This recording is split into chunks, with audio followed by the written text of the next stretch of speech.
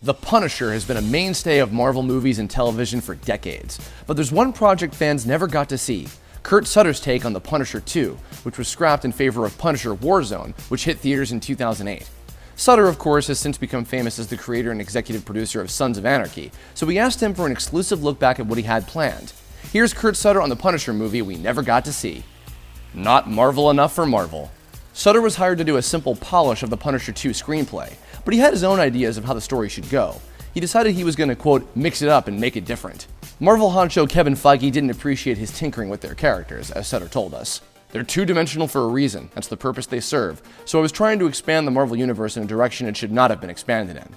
Less guns, more introspection.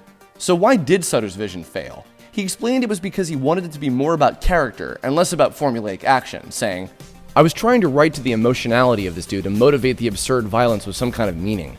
His efforts included writing in a love interest in order to, as he put it, explore the pain through that relationship. Who punishes you? But Sutter's efforts were at cross purposes with Marvel's vision for the film. Sutter said, quote, "There's only X amount of time in the movies, so you have moments of that, but you can't really have a subplot that explores that kind of thing. Not in a summer blockbuster or a Marvel picture."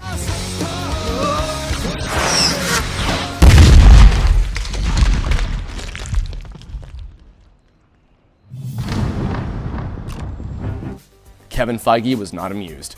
After Sutter turned in his radically different script, he had the uncomfortable experience of going over it with producer Gail Ann Hurd and Kevin Feige. Sutter told us, quote, "I think they realized what I was trying to do and how wrong it was. So they tried to guide me back, and like I said, I did another pass, but poor Gail Ann Hurd. We were sitting at a big table, and I think she started glancing over at Kevin going, 'I don't know what happened.' Shortly after, Sutter was fired. And at the end of it, the Punisher will be dead!" Better on TV. The only piece of Sutter's script to make it into the final version of Punisher Warzone was the origin of the bad guy, Jigsaw.